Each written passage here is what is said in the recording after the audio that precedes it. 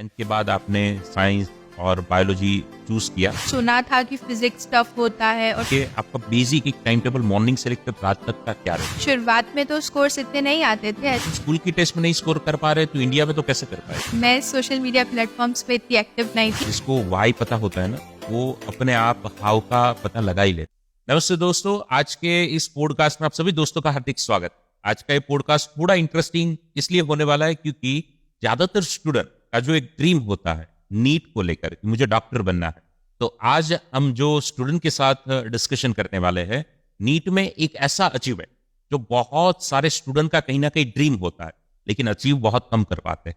जी हाँ दोस्तों, 720 में से 715 मतलब एक ही क्वेश्चन रॉन्ग अटेम्प्ट करना, 715 का स्कोर। और रिसेंटली जो नीट का रिजल्ट डिक्लेयर हुआ है उनमें ऑल इंडिया जनरल कैटेगरी की अगर हम बात करें, ऑल इंडिया रैंक की, तो 92 रैंक है। और ईडब्ल्यूएस कैटेगरी की अगर हम बात करें तो ऑल इंडिया 7th रैंक जिसका है वो भूमिका जी से हम आज डिस्कस करने वाले हैं। तो ज्यादा बात न करते हुए हम बहुत सारे ऐसे टॉपिक है जो आज के इस पॉडकास्ट में कवर करने वाले हैं, जैसे कि टाइम टेबल कैसे बनाए, गोल को अचीव कैसे करे, अटेम्प्ट की प्रैक्टिस कैसे करे, कितनी प्रिपरेशन करे, ओवरऑल 11th और 12th को साथ में लेकर कैसे चले, अलग अलग सब्जेक्ट को कैसे प्रायोरिटाइज करे, ये सारी डिटेल हम आज की इस पॉडकास्ट में कवर करने वाले हैं।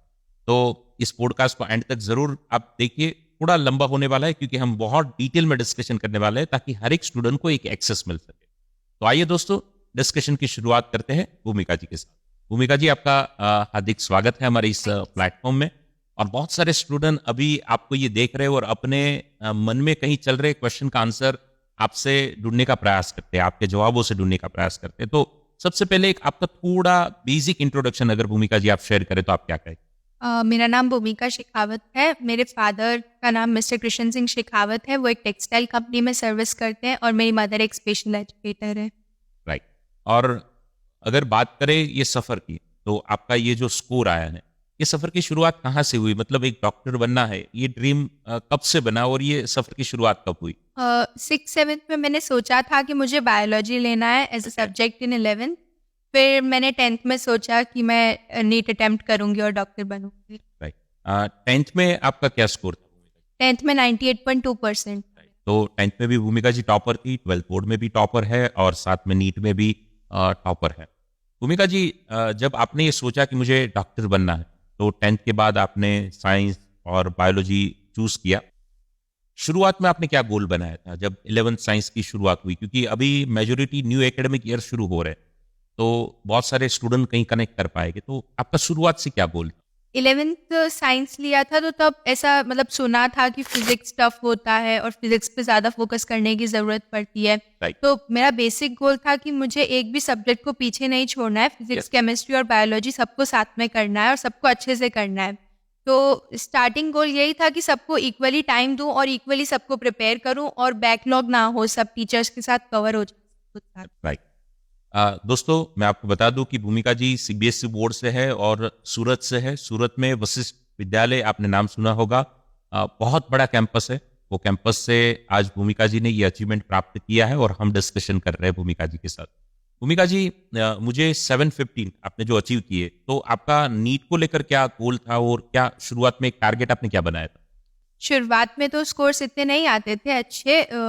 यूजुअली शुरुआत में तो ऐसा था कि 600 अप तो लाना ही है। Right. ये बेसिक चीज थी। फिर धीरे धीरे करके 650 अप एंड देन 700 अप।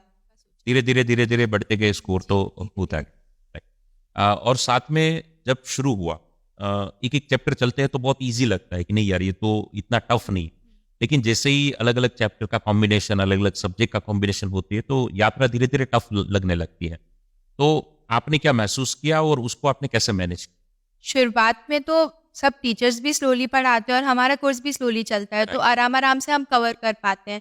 फिर बाद में क्या होता है, टफ चैप्टर्स भी बाद में आते हैं और स्पीड भी बाद में ही बढ़ती है। दोनों एक साथ होता है। हाँ, दोनों एक साथ होता है। तो उसको हमको कवर करना बहुत इम्पोर्टेंट होता है। तो हम उस समय तो सब कुछ नहीं कर पाते हैं साथ में कि सब कुछ हो जाए, ऐसा नहीं होता। पर आपको बेसिक चीज और कवर एकदम कॉन्सेप्ट क्लियर हो जाना चाहिए, वही आपका उस समय का फोकस होना चाहिए। और कॉन्सेप्ट ये जो क्लियर करने होते हैं, कभी कभार स्कूल में एक आध टॉपिक अगर मुझे अच्छी तरीके से नहीं समझ में आया तो स्टूडेंट अपने हिसाब से आप खुद वो क्लियर करने के लिए आपका बेसिक एक टाइम टेबल मॉर्निंग से लेकर रात तक का क्या रहता था शुरुआत?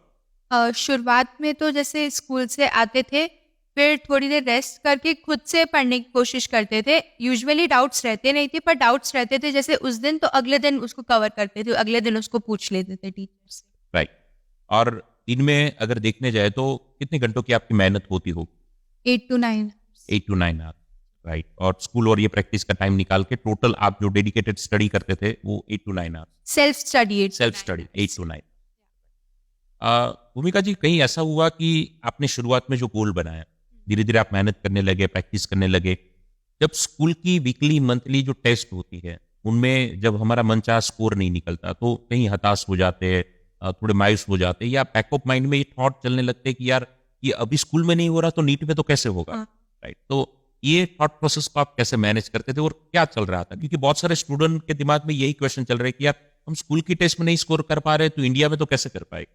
यूजुअली ये सबके साथ होता है। मैंने जिनसे बात की है, जिनको मिली हूँ मैं, उन सबके साथ ऐसा होता है। Yes. मेरे साथ 12th की स्टार्टिंग में हुआ था, मेरे स्कोर्स बहुत लो आते थे, तो उस समय ऑफ कोर्स अच्छा नहीं लगता था, पर मेन फोकस उस समय होना चाहिए कि आपने जो गलतियाँ की है उनको आप रिपीट ना करो, उनको अच्छे से समझ लेना चाहिए, उनको नोट कर लेना चाहिए, ताकि वही गलतियाँ रिपीट ना, और फिर धीरे धीरे बढ़ जाता है स्कोर। धीरे धीरे।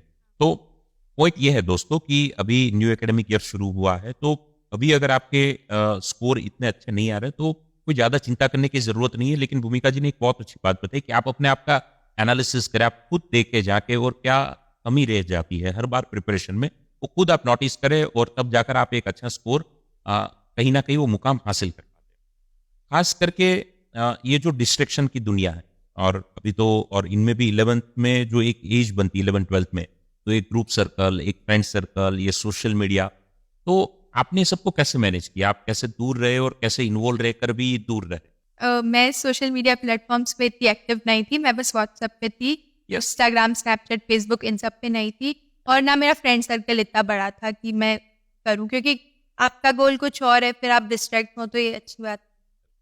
और गोल हर वक्त आपको याद रहे उसलिए आप क्या करते थे? कहीं लिख के रखा था या स्टडी टेबल के आसपास या मोबाइल में? कभी कभार बच्चे कुछ करते हैं, ऐसी टेक्निक यूज करते हैं, तो आप हर वक्त गोल को याद रख पाए उसलिए क्या करते थे? ऐसा तो नहीं, बट यूजुअली फ्रीक्वेंटली टेस्ट देते थे, फिर कभी कभार स्कोर लो आ जाता था, तो वो याद रहता ही था कि हमको अच्छा करना ही है। राइट। अपने पेरेंट्स की तरफ देखते थे, तब भी होता था कि ये हमसे इतना एक्सपेक्ट कर रहे हैं तो हमको अच्छा करना Yes. चाहिए। ज्यादातर दोस्तों कभी कभार ये होता है कि जिसको वाई पता होता है ना, वो अपने आप हाउ का पता लगा ही लेते। जब पेरेंट्स की बात हो या एक खुद डिसाइड ही किया कि मुझे यही राह पे चलना है, मुझे यही मुकाम हासिल करना है, तो ये छोटे बड़े डिस्ट्रैक्शन आपको बीच में रोक नहीं सकते। और जो स्टूडेंट को कहीं ना कहीं डिस्ट्रैक्शन हो रहे हैं, तो कहीं ना कहीं आपका वाई आप आइडेंटिफाई कीजिए, उसके ऊपर काम करेंगे तो शायद ये सारे सॉल्यूशन निकल के आ जाएंगे। खास करके अगर हम देखने जाए तो सब्जेक्ट वाइज आपकी क्या स्ट्रेटेजी रही? जैसे कि फिजिक्स है, केमिस्ट्री है, बायोलॉजी, अगर हम सब्जेक्ट वाइज बात करें, और बायोलॉजी स्टूडेंट को ज्यादातर फिजिक्स में और न्यूमेरिकल पार्ट में थोड़ी डिफिकल्टी रहती है, क्योंकि मैथ्स तो थोड़ा पार्ट रहता है, तो आप सब्जेक्ट वाइज अगर प्रिपरेशन की बात करें तो क्या करें? सबसे पहले बायोलॉजी में जैसे हमने नोट्स बनाए, तो नोट्स को रिवाइज किया, और एनसीईआरटी मेन होती है कि एनसीईआरटी मैंने तो 7 से 8 बार पढ़ी थी बायोलॉजी की एनसीईआरटी। राइट। तो एनसीईआरटी पढ़ना मेन होता है, आप अपने पॉइंट्स हाईलाइट कीजिए उसमें, और जो चैप्टर्स, कुछ चैप्टर्स सपोज टफ होते हैं या फिर उनको रिवाइज करना मुश्किल होता है, तो उनके शॉर्ट नोट्स बनाए थे, तो वो शॉर्ट नोट्स टेस्ट से पहले रिवाइज कर लेती थी मैं। और फ्रीक्वेंटली रिवाइज करना एक बायो का है, क्योंकि उसमें न्यूमेरिकल पार्ट इतना नहीं होता, उसमें थ्योरी का पोर्शन होता है। और फिर केमिस्ट्री में भी अलग अलग होता है, जैसे एक फिजिकल आता है, उसमें न्यूमेरिकल्स आते हैं, इनऑर्गेनिक और ऑर्गेनिक। ऑर्गेनिक तो प्रैक्टिस से हो जाता है, पर इनऑर्गेनिक में मतलब मगअप करने वाली चीजें होती है, तो उसके शॉर्ट नोट्स ही बनाने पड़ते हैं उसके पास, और उसमें मैं वीकली रिवाइज करती थी उन शॉर्ट नोट्स को। इनऑर्गेनिक वाला पार्ट हो गया, और फिर जो फिजिकल वाला पार्ट होता है उसमें बेसिकली न्यूमेरिकल्स होते हैं, तो उसमें आपको ढूंढने पड़ेंगे क्वेश्चंस, नीट पैटर्न के क्वेश्चंस, ना कि बोर्ड के क्वेश्चन। बोर्ड्स में थ्योरी वाला पार्ट आता है और नीट में ऑब्जेक्टिव टाइप आता है। Right. तो उसको सॉल्व करना, फास्ट सॉल्व करना, क्योंकि टाइम इतना नहीं रहता, Exactly. वो फोकस करना चाहिए। और फिजिक्स में तो हाँ, सब बोलते भी हैं कि न्यूमेरिकल बहुत टफ होते हैं, और खुद को भी ऐसा लगता है, ये कई चैप्टर्स तो बहुत टफ होते हैं, पर धीरे धीरे करके हो जाता है। प्रैक्टिस रोज करनी पड़ती Yes. है। तो आपने मेन दो चीज कही कि जो थियरिकल पार्ट है उसको ज्यादा से ज्यादा रिवाइज करना और नोट्स बनाना, और एंड टाइम पे वो नोट्स को रिवाइज करना। और जो न्यूमेरिकल जो पार्ट है उनमें आपने कहीं ना कहीं प्रैक्टिस और कहीं ना कहीं उसको कनेक्टेड करने का रोल ज्यादा रखा। और खास करके अगर हम देखने जाए तो केमिस्ट्री में ऑर्गेनिक जो पोर्शन है उनमें मेजोरिटी स्टूडेंट को ज्यादा मतलब ये कॉम्बिनेशन और रिएक्शन, तो ये पूरी चीज याद करने के लिए आपने कोई अलग फॉर्मूला यूज किए थे कोई? याद नहीं किया था सर, समझा था। मतलब उसमें क्या होता है, एक चीज होती है कि किस तरीके से रिएक्शन प्रोसीड कर रही है, बस हम वो समझ जाते हैं तो हर तरीके के क्वेश्चन हम वो समझ आ जाते हैं। तो और एनसीईआरटी, ऑर्गेनिक की एनसीईआरटी पढ़ना बहुत इंपॉर्टेंट होती है। एनसीईआरटी से बहुत क्वेश्चन आते हैं ऑर्गेनिक। मतलब हर एक प्रोसेस को अगर आप समझेंगे, हर एक रिएक्शन को, हर एक फॉर्मूला को समझेंगे कि ये कैसे वर्क कर रहा है और क्यों कर रहा है, तो शायद कहीं ना कहीं थोड़ा ट्विस्ट भी होगा तो भी आप इजीली उसका आंसर दे पाएंगे। तो ये रट्टेबाजी करने की चीज नहीं है। ये सबसे पहले एक चीज यहाँ से हम सीखने को जरूर ले सकते हैं, क्योंकि नीट में ये लेवल का स्कोर करना ये रट्टेबाजी से पॉसिबल नहीं है। आपकी अंडरस्टैंडिंग, आपके कॉन्सेप्ट इतने क्लियर है, उससे शायद ये पॉसिबल हो सकता है। नीट में जब आपने अटेम्प्ट किए एग्जाम, जब 720 जब फाइनल आप नीट में थे, तो कभी कभार उनमें क्वेश्चन अटेम्प्ट करने में कंफ्यूजन भी होते, तो एग्जैक्ट आपका फॉर्मेट क्या था? पहले कौन से क्वेश्चन आप अटेम्प्ट करते थे, कौन से छोड़ दिए थे, और कैसे ये पूरा अटेम्प्ट कैसे करते थे आप एग्जाम? पहले सबसे पहले बायो अटेम्प्ट किया था। बायो का पोर्शन लिया था? हाँ जी। तो उसमें मतलब यूजुअली सारे क्वेश्चंस आ गए थे मुझे, पर कुछ क्वेश्चंस थे जो नहीं आए थे, तो उनको मैंने बाद के लिए छोड़ दिया था, क्योंकि टाइम वेस्ट करना हमारे पास ऑप्शन नहीं होता। फिजिक्स में बहुत टाइम लगा वैसे है। फिर उसके बाद केमिस्ट्री किया था। केमिस्ट्री इजी आया था, हो गया था एक बार में। फिर फिजिक्स किया था। फिजिक्स थोड़ा टफ था, फिजिक्स में थोड़ा बहुत कंफ्यूजन था। ऑलमोस्ट 7-8 क्वेश्चंस मुझे नहीं आए थे फर्स्ट टाइम पे।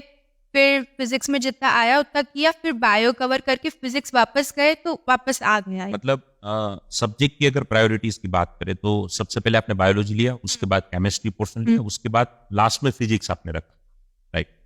ऐसा कोई रूल्स नहीं है दोस्तों, लेकिन हम डिस्कस कर रहे हैं भूमिका जी के साथ कि कैसे वो 7 तक पहुंचे। तो अगर शुरुआत में बायोलॉजी में सारे क्वेश्चन आपको नहीं आए, जो पहले आ रहे थे वो आपने पहले अटेम्प्ट किया।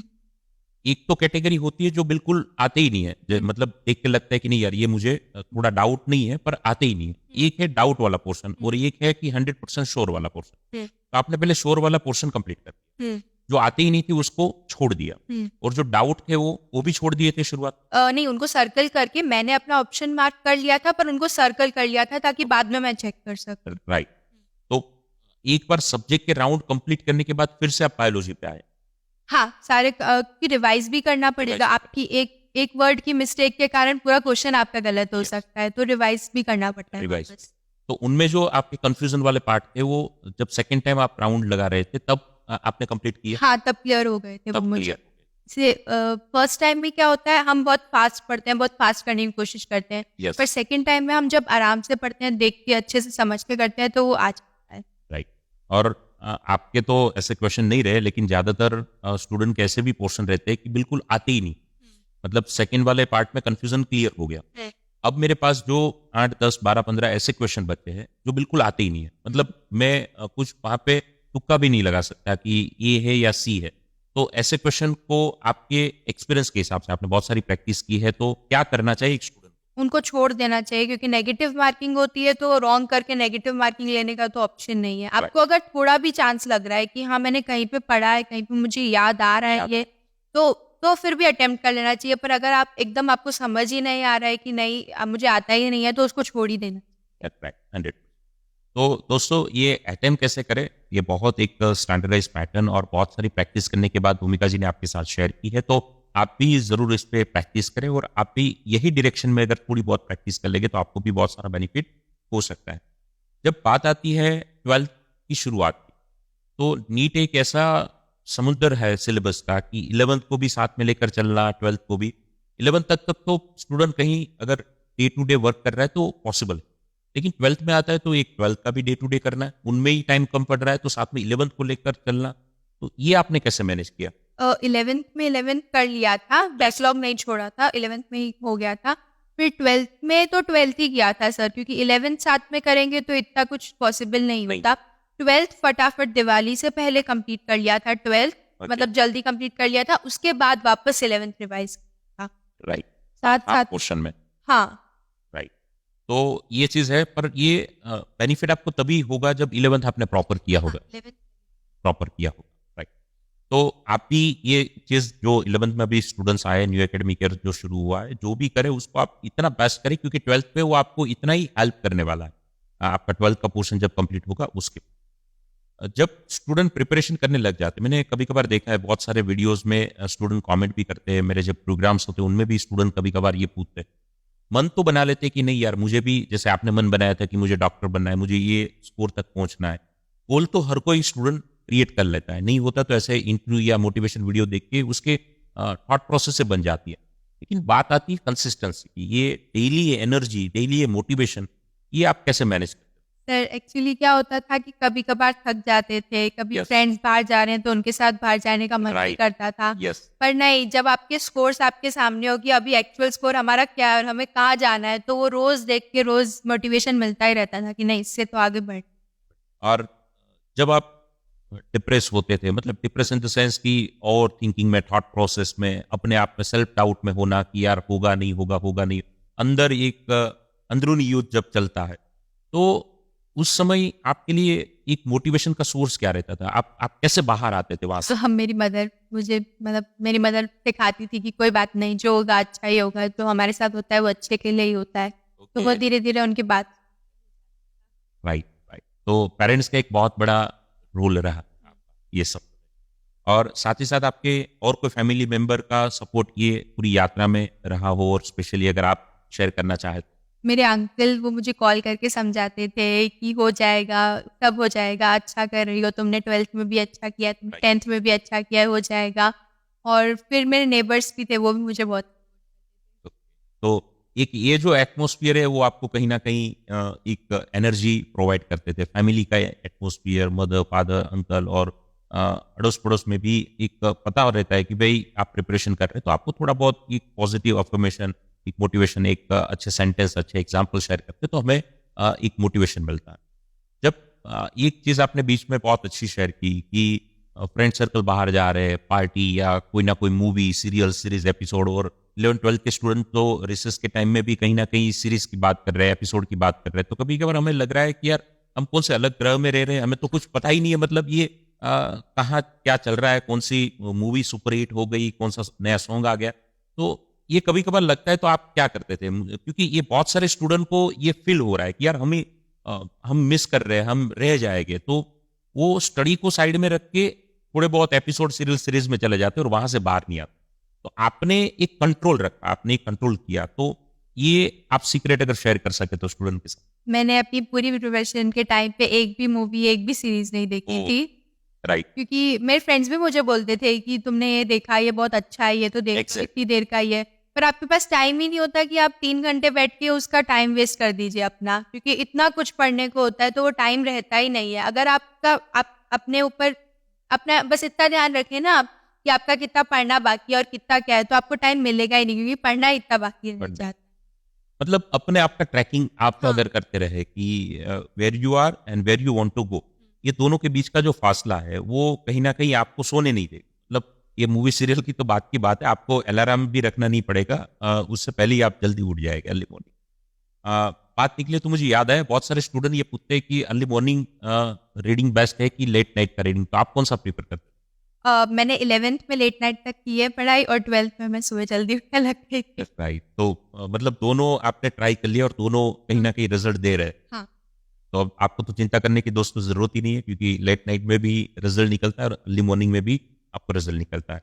एक जो रहता है कि अपनी एक बायोलॉजिकल जो क्लॉक या पूरा एक मैनेज करना, स्लीप को मैनेज करना, क्योंकि एनर्जी वहीं से भी मिलती है एक पूरा। तो आप कितने घंटे की स्लीप करते थे और मैं कैसे? 7 आवर्स की मिनिमम करती थी, क्योंकि अगर मैं वो नहीं करती थी तो मेरा दिमाग चलना ही बंद हो जाता था कि क्या हो रहा है, मुझे समझ ही नहीं आता। Right. तो 7 आवर्स तो मैं मिनिमम रखती थी।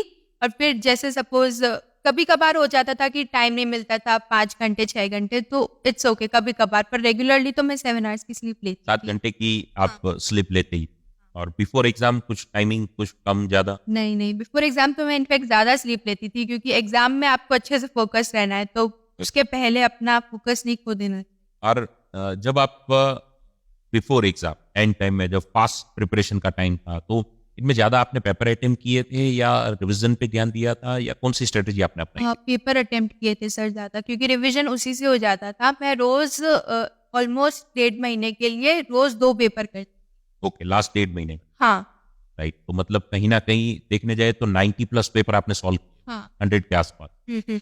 100 पेपर सॉल्व करने की बात है दोस्तों। तो ये तभी संभव है जब आपको highly focus, highly clear, highly energetic और एक आपको पर्पस पता है। और रिवीजन एक एक चीज़ है कि आपने कॉन्सेप्ट क्लियर किए, स्कूल में या सेल्फ स्टडी में आपने कॉन्सेप्ट क्लियर कर लिए।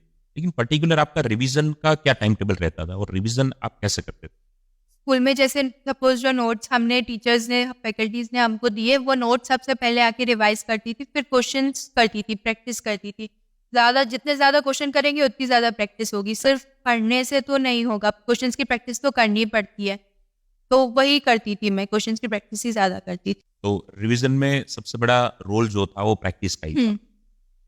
संडे का जो दिन है उनमें ज़्यादातर आपके पास ज़्यादा टाइम रहता है एक प्रैक्टिस का, एक प्रिपरेशन का। तो संडे का आपका कोई स्पेशल आयोजन रहता था कि कैसे आप उसको मैनेज करते संडे को जैसे पूरे वीक में कुछ ना कुछ तो बाकी रह ही जाता था कि ये Yes. चैप्टर छूट गया है या फिर इतना पोर्शन छूट गया है, तो वो सब संडे को कवर करती थी मैं, कि संडे तक तो मेरा एटलीस्ट वीक वीक में तो कंप्लीट हो ही जाए, कि मेरा वीकली चीज़ कंप्लीट हो, तो संडे को वो जो छूट जाता था वो कंप्लीट करती थी मैं ओके, संडे। मतलब एक बफर जैसा आप संडे को रखते थे। भूमिका जी, अगर आपको पूछा जाए कि 715 ये जो आपने स्कोर किया, उसके पीछे कौन सी ऐसी 3 वजह है कि आप ये स्कोर अचीव करने में सफल हुए? सबसे पहली तो प्रैक्टिस की, आप जितना प्रैक्टिस करोगे उतना ज़्यादा, क्योंकि 200 Yes. क्वेश्चन होते हैं और 3 घंटे 20 मिनट ही होते हैं, तो उसमें कवर करना ही होता है। तो वो, और सब नेक्स्ट चीज़ वो है कि अपने एरर्स पे ध्यान दो, अपने हर जो आप टेस्ट अटेम्प्ट कर रहे हो उसको एनालाइज़ करो कि आपने किस सब्जेक्ट में कहाँ मिस्टेक की, कौन-सा चैप्टर आपका वीक है, तो उन चैप्टर्स को रिवाइज़ करना। और तीसरी चीज़ इमोशनली स्टेबल रहना, क्योंकि अगर हम बीच में अपना मोटिवेशन खो देते हैं तो फिर जर्नी नहीं कर पाते अपन कभी। राइट। और इमोशनल जो आपने शेयर किया, कभी-कभार आपको तो एक फैमिली का बहुत अच्छा सपोर्ट रहा था। और अलग-अलग तरीके से बच्चे कहीं न कहीं इमोशनली डिस्टर्ब होते हैं। मे बी फ्रेंड सर्कल से, स्कूल के एटमॉस्फियर से, अपने स्कोर न आने से, फैमिली का सपोर्ट न होने से। तो उसको मैनेज करने के लिए आपने कोई या तो आपके एक्सपीरियंस से आप अगर कुछ शेयर कर पाएँ कि कैसे इमोशनली वो मैनेज कर पाए और कैसे वो वहाँ पे टिक सके इमोशनली? इमोशनली एक तो मैं रोज़ मंदिर जाती थी, रोज़ पूजा करती थी सुबह-सुबह, तो वो बहुत इम्पोर्टेंट होता है कि आप भगवान को बताएँ कि आपके साथ क्या बुरा हो रहा है, और फ़ेथ रखना चाहिए कि सब हम अच्छा कर ही लेंगे। भगवान पे फ़ेथ रखना चाहिए, खुद पे। तो ये 2 चीज़ बहुत अच्छी तरीके से बताई कि इमोशनली अपने आप को बैलेंस रखने के लिए ये 2 चीज़ें, एक तो ईश्वर पे भरोसा, या तो कोई आप जिसमें भी गुरु में या ईश्वर में जहाँ पे भी आप बिलीव करते हैं, वहाँ पे एक फ़ेथ रखना, और एक अपने आप पे कि मैं कर ही लूँगा और ईश्वर मेरे साथ है, परिवार मेरे साथ है। तो ये चीज़ आपको कहीं न कहीं पावर देती है। प्रेशर हाँ, मतलब वहाँ पे नीट का पेपर देने जाते हैं ना, उसको भी कवर करना चाहिए कि तब क्या होता है, तब अचानक से ब्लैंक मतलब हो जाता है। ब्लैंक हो जाते हैं। हाँ, वो सब कवर। कैसे प्रेशर को मैनेज करें, हाँ। राइट। एक ये चीज़, और एज़ अ स्टूडेंट अगर आपको क्या और हमको यूजुअली डाउट ये रहता था, मतलब मोस्टली मुझे तो यही रहता था कि 11th-12th में, मतलब 12th चालू हो गई तो 11th भूल गए, फिर वो कवर हो जाएगी, नहीं हो जाएगी तो। दोस्तों बहुत डिटेल में हम जब डिस्कशन कर रहे हैं, फिर भी अगर आपके दिमाग में कोई भी क्वेश्चन हो रहे तो आप नीचे ज़रूर कमेंट सेक्शन में हमें पूछ सकते हैं। अलग-अलग टॉपर्स के साथ जब हम बात करते हैं तो ज़रूर से ही आपके अगर क्वेश्चन रहे होंगे तो हम टॉपर के ज़रिए आपके आंसर को पहुँचाने का प्रयास करेंगे। भूमिका जी, जब हम बात करते हैं नीट, तो कहीं न कहीं 30-24 लाख बच्चे एग्ज़ाम देते हैं। ऑल इंडिया में से बच्चे एक साथ प्रिपरेशन करते हैं। जब हम 10th में होते, 12th में होते तो बात अलग है, और ये कॉम्पिटिटिव एग्ज़ाम की बात अलग है। तो एग्जाम हॉल में जब जाते हैं तो एक पूरा ब्लैंक हो जाते हैं, एक प्रेशर जो रहता है, परफॉर्मेंस प्रेशर, जैसे क्रिकेटर 20 मैच अभी चल रही है, वर्ल्ड कप जो चल रहा है, या जब एंड में हमें जीतने की बात हो, लास्ट मैच हो, फाइनल मैच, तो ये प्रेशर को कैसे हैंडल करते प्रेशर एक तो इसलिए आ जाता है क्योंकि हमारा रिपोर्टिंग टाइम पहले का होता है। मेरा रिपोर्टिंग टाइम 3 घंटे पहले का था पेपर चालू। तो 3 घंटे आपको बस बैठे रहना है, उधर सबको देखना है, तो उससे बहुत प्रेशर बढ़ जाता है। तो उस समय में आप हेड डाउन करके फ़ोकस कीजिए कि मुझे अच्छे से करना है, मुझे सब आता है। बस यही सोचना है कि मुझे सब आता है, मुझे अच्छे से करना है। हमें दूसरों के बारे में बिल्कुल नहीं सोचना है, क्योंकि वो हमको फिर नेगेटिव कर देगा कि दूसरे क्या करेंगे, दूसरों को तो इतना अच्छा आता है। वो नहीं सोचना है, मुझे सब कुछ आता है, मैं अच्छा कर लूँगी, बस यही सोचना चाहिए। और पेपर के बीच में भी कई टाइम होता है कि आपको क्वेश्चन सपोज़ लगातार क्वेश्चंस ही नहीं आ रहे, फिर आप ब्लैंक हो जा रहे हैं, तो नहीं करना है। जैसे आपको 5 क्वेश्चन, सपोज़ आपने बायो से स्टार्ट किया, 5 क्वेश्चन आपको नहीं आए, तो आप बायो भी छोड़ ही सकते हैं। मैं तो ऐसा ही करती थी कि मैंने स्टार्ट किया, मुझे नहीं आया कुछ भी, तो उसके बाद का भी नहीं आना है, वो बहुत बेसिक चीज़ है। तो आप नेक्स्ट सब्जेक्ट पे जाइए, सब्जेक्ट स्किप कर दीजिए और फिर वापस करेंगे तो आ जाए। राइट, मतलब जहां से नहीं आना शुरू हुआ उस हाँ, वही वो पॉइंट पे छोड़ के नेक्स्ट सब्जेक्ट पे आप हाँ, स्विच। जैसे 4-5 क्वेश्चन लगातार नहीं आए, तो अब तो वो बैठ ही गया दिमाग में कि मुझे तो आ ही नहीं रहा, मुझे तो आ ही नहीं रहा, आगे का फिर आना ही नहीं है। नेक्स्ट सब्जेक्ट पे जाएँगे, फिर वो कवर हो जाए।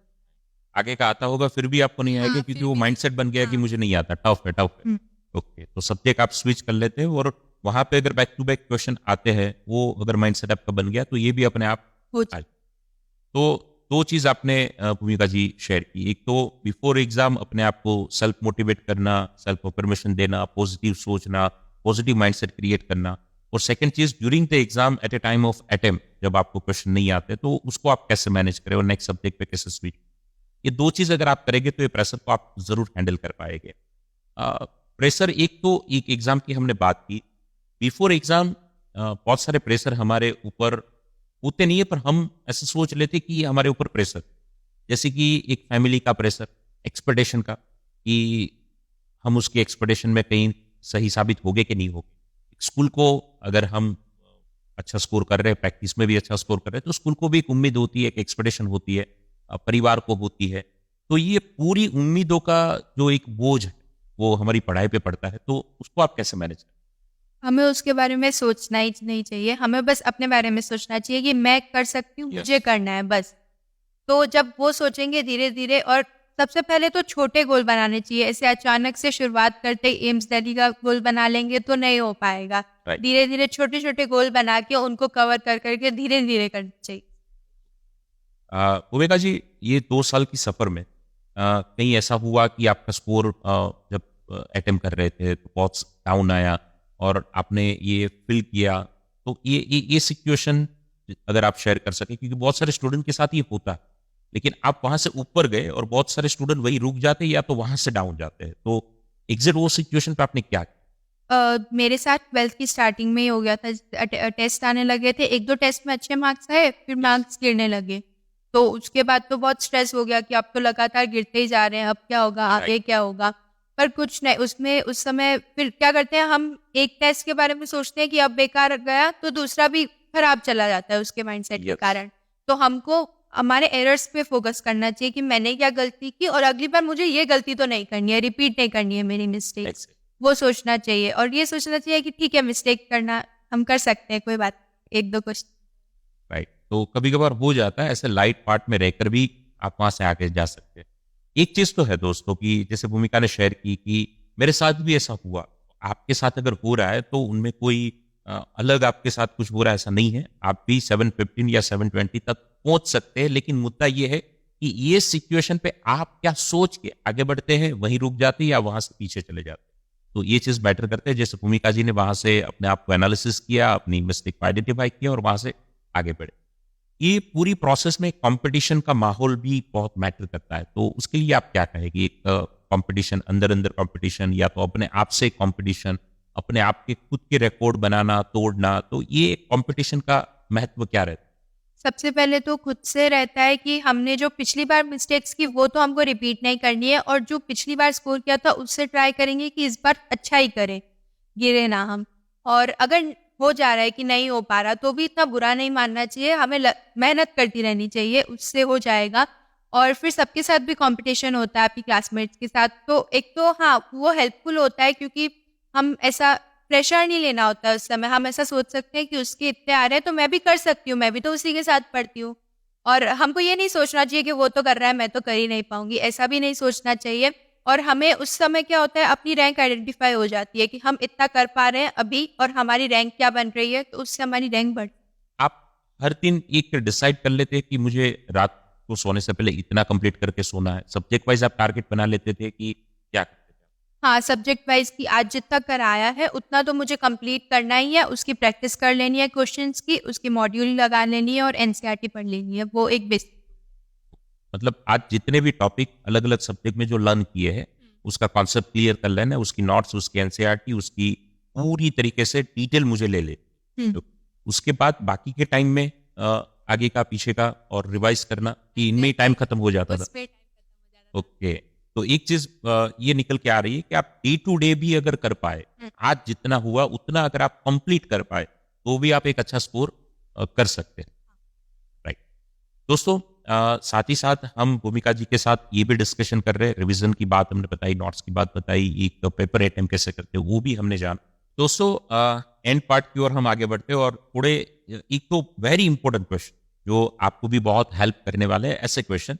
भूमिका जी, ये अभी तक हमने जो बात बताई, इनमें स्कोर की आइडेंटिफाई करना, एवेल्युएट करना, ये सारी चीजें हमने देखी, लेकिन जब एंड में आपने बताया कि मैंने 1.5 महीने तक हर दिन 2-2 पेपर सॉल्व किए, तो 90-100 पेपर आपने अटेम्प्ट किए, प्रैक्टिस पेपर आपने सॉल्व किए, लेकिन जब एंड में पूरा सिलेबस हो जाता तो एवरेज हमारी डाउन हो जाती, क्योंकि अभी तक तो 2-3 चैप्टर तो वहां पे हम परफॉर्म कर लेते थे, एक कॉन्फिडेंस भी बना रहता था। लेकिन जब एक साथ आया 12th का सिलेबस और उससे भी आगे जब 11th और 12th का एक ही साथ आ गया, तो हमारी एवरेज कहीं ना कहीं डाउन हो जाती है। तो वो टाइम को कैसे मैनेज की और वो एवरेज को आप कैसे अप करते?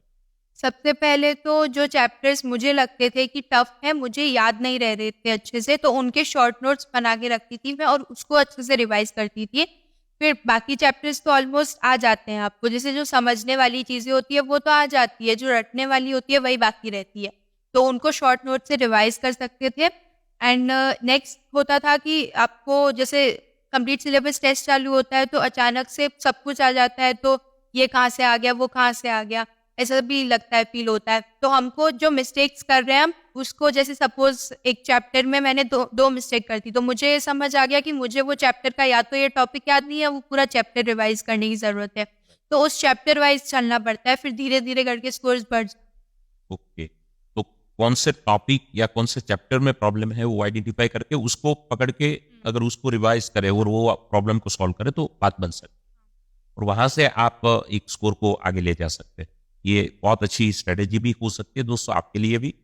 भूमिका जी, जब रिजल्ट की बात आई, आपने एग्जाम दिया तो एक बेसिक तो आइडिया आ गया कि इसके आसपास का स्कोर बनेगा जब आंसर किया ही, लेकिन जब फाइनल रिजल्ट निकल के आया तो फैमिली का और आपका एक रिएक्शन और एक जो खुशी जो थी वो अगर आप शेयर कर पाए, क्योंकि कभी कभार वो शेयर करने से कई स्टूडेंट का अगर ड्रीम बन जाए तो बात बन जाए। मतलब हमारा रिजल्ट की डेट तो अलग शेड्यूल थी, पर रिजल्ट पहले ही आ गया था, यस, तो पता भी नहीं था। फिर अचानक से फोन आया कि रिजल्ट आ गया, चेक करो, तो चेक किया तो जितना स्कोर था, जितना कैलकुलेट किया था उतना था, अच्छी रैंक थी, हो जाएगा ड्रीम कॉलेज में, तो करके बहुत खुशी हुई थी, मेरे पेरेंट्स भी बहुत खुश हुए, बहुत अच्छा लगा था और फील हुआ था कि बस अब 2 साल की मेहनत रंग ला गई है। यस। और अब से आपके जो नेक्स्ट गोल, अगर वो गोल के ऊपर भी या आपके जो ड्रीम, क्योंकि ऑलमोस्ट जब आप एम्स में जाने वाले हैं तो आगे जाकर आपका क्या गोल है, आपका क्या ड्रीम है और क्या आपने अभी सोच के रखा? सबसे पहले तो एमबीबीएस फिनिश करके पीजी की तैयारी करनी है, पीजी करके फिर न्यूरोलॉजी डिपार्टमेंट। तो अभी से ये गोल है, MBBS, then PG, then neurology department, और आने वाले कल में, आने वाले फ्यूचर में एक सोसाइटी में हमें एक अच्छे डॉक्टर भी मिलने वाले हैं और बहुत सारे डॉक्टर हैं, ऐसे ही एक और डॉक्टर हमें मिलने वाले हैं। तो दोस्तों, ये जो चीज़ है, जैसे आज हम भूमिका जी के साथ डिस्कशन कर रहे हैं, तो आने वाले कल में आप भी एक ऐसे स्कोर अचीव करके, एक ऐसी मुकाम अचीव करके, बहुत सारे अचीवमेंट प्राप्त करके आप भी अपने फैमिली को प्राउड दे सकते हैं। आप भी ये यात्रा में जुड़ के एक अच्छा रिजल्ट ला सकते हैं। तो आई होप कि आपको बहुत सारे डिस्कशन से कहीं ना कहीं क्लू मिले हैं, बहुत सारे एक्सेस मिले हैं, और स्पेशली भूमिका जी आपका धन्यवाद इसलिए क्योंकि ये टाइम पे बहुत सारे स्टूडेंट को ये जरूरत थी, क्योंकि जब वर्ष की शुरुआत में ये सारी चीजें मिल जाती है तो उसकी एक सफर, एक डायरेक्शन नई दिशा में चली जाती है। तो स्पेशली थैंक्स कि आपने हमारे ये प्लेटफॉर्म पे आकर बहुत सारे स्टूडेंट के साथ ये डिटेल शेयर की, और आने वाले कल में और भी बहुत सारे भूमिका आपके ये बातों से सुन के कहीं ना कहीं रिजल्ट के मामले में बनने वाले हैं। तो थैंक्स टू भूमिका जी, थैंक्स टू वशिष्ठ परिवार कि ये लेवल की प्रिपरेशन करवा के बच्चों को ये लेवल के लिए प्रिपेयर करते हैं। आप भी बहुत सारे अलग अलग जगह पे अलग अलग शहर में पढ़ाई जब करते होगे तो वहाँ पे भी ऐसे बहुत सारी इंस्टीट्यूट होगी। जो भी आपको गाइडेंस मिल रहा है उसको अगर आप प्रॉपर तरीके से करेंगे तो आप भी एक अच्छा रिजल्ट ला सकेंगे। अभी भी आपके दिमाग में कहीं भी डाउट्स है तो आप जरूर से नीचे कमेंट सेक्शन में कमेंट करके हमें पूछ सकते हैं। जल्द मुलाकात फिर से होगी एक टॉपर्स के साथ और आपके दिमाग में चल रहे और ऐसे क्वेश्चन के आंसर देने के साथ। तो thank you very much to all of you. आपने वीडियो को एंड तक देखा। आप चैनल पे पहली बार आए तो जरूर से सब्सक्राइब कीजिए, लाइक कीजिए, आपके दोस्तों के साथ शेयर कीजिए। जल्द मिलेंगे। धन्यवाद। जय हिंद, जय भारत।